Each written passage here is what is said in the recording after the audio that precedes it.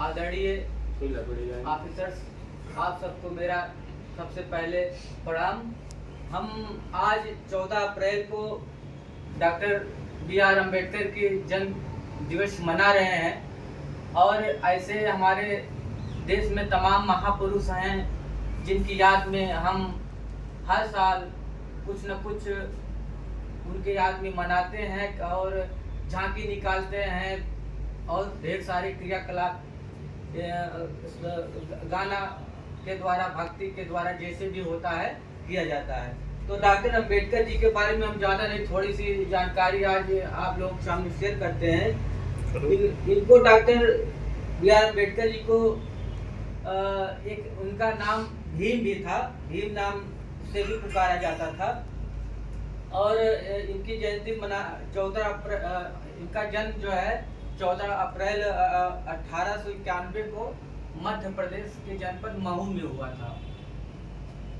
ये एक न्यायविद, शिक्षा शास्त्री, समाज सुधारक थे और भारतीय संविधान को बनाने में प्रमुख भूमिका इनकी थी। 14 अप्रैल को केवल अम्बेडकर जी की जयंती ही नहीं मनाई जाती है, इस दिन बैसाखी भी एक त्योहार है जो है वो भी मनाया जाता है। भारतीय संविधान को तैयार करने में डॉक्टर भीमराव अम्बेडकर जी की अहम भूमिका थी और इनके साथ और भी देश के बड़े बड़े नेता थे जो सिपा सलाहकार थे, उनके उपस्थिति में ये सब काम किया गया।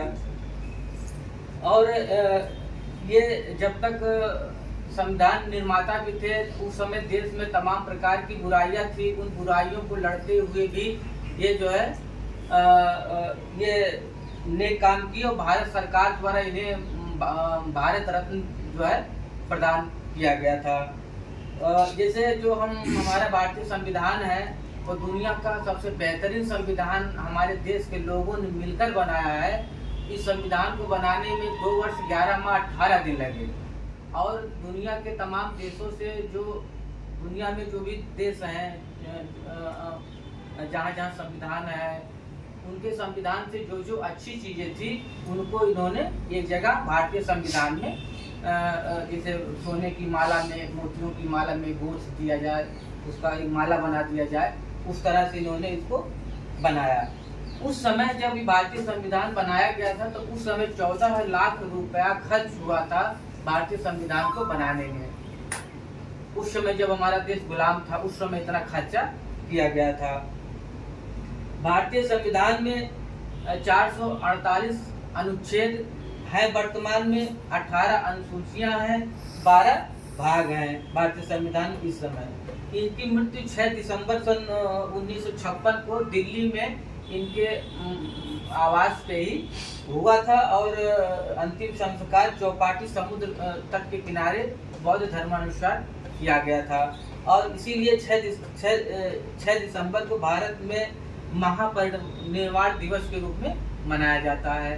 तो इतनी जानकारियाँ हम आपको दिए, आगे फिर एक मौका मिला तो आपके सामने कुछ नया बताएंगे। तब तक के लिए नमस्कार।